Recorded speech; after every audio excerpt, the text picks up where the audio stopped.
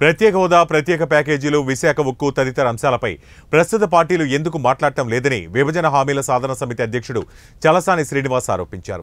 విజయనగరంలోని ఓ private భవన్లో ఆత్మీయ సమావేశం ఏర్పాటు చేశారు. ఉత్తరాంధ్ర, రాయలసీమకు ఇవ్వాల్సిన ప్రత్యేక ప్యాకేజీ విషయంలో చర్చ జరగడం లేదన్నారు. ₹1 కూడా రాకపోవడం వల్ల ఆవేదన కలుగుతోందన్నారు. ప్రజలను చేతగాని వారు అనుకుని విద్వేషాలు రెచ్చగొడుతుంటే చూస్తూ ఊరుకోబోమని హెచ్చరించారు. బీజేపీ ప్రభుత్వం తోలుబొమ్మలాటను మాని నీతి నిజాయితీతో ఏపీకి రావాల్సిన ప్రత్యేక హోదా, విభజన హామీలను అమలు చేయాలని ఆయన కోరారు. ప్యాకేజీ కేపీకే బుందేల్ఖండ్ తరహా విషయంలో చర్చ జరుగుతుందా? ₹1 రాలేదు. వచ్చిన ₹50 కోట్ల కూడా తప్పండి. వేరే స్కీమ్లు ఇచ్చారు. ఉత్తరాంధ్ర, రాయలసీమ ఇవ్వాల్సిన స్కీమ్లో కేంద్ర ప్రభుత్వం కండిషనల్ విభజన అంటే బైఫర్కేషన్ కండిషనల్.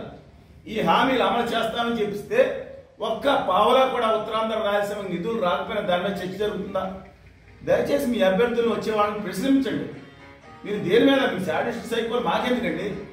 విద్యావంతున్న రాష్ట్రం మిగతా ఉన్నారు. దయచేసి మేము అడిగేది, మా ఉత్తరాంధ్ర, రాయలసీమకు ₹1 కూడా రాలేదు. ఎందుకు రాలేదు? ఇది ఆవేదనతో అడుగుతున్న ప్రశ్న.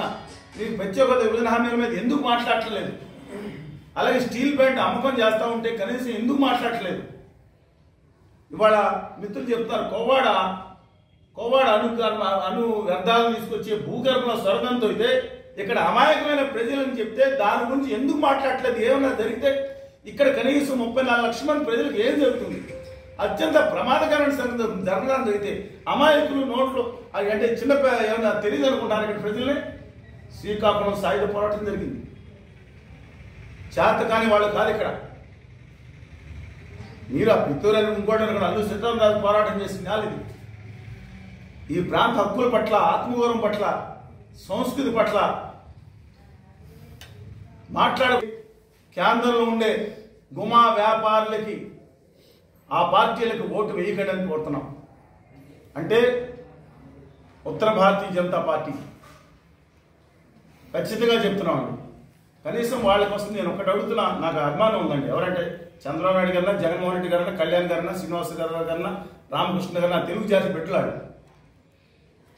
ఇవాళ వాళ్ళు తోలుబొమ్మలు ఆడిస్తున్నారండి. ఒకళ్ళు ముందస్తు పెట్టడం, ఒకళ్ళు వెనకాల వేస్తాం. ఏమిటి రాజకీయాలకి అతీతం కూడా మీరు ఆలోచించి మనకు జరిగే అన్యాయాన్ని సవరించాలని ప్రతి ఒక్కరికి, ప్రజలందరికీ ఈ విషయాన్ని తెలియజేయమని కోరుతా ఉన్నాను.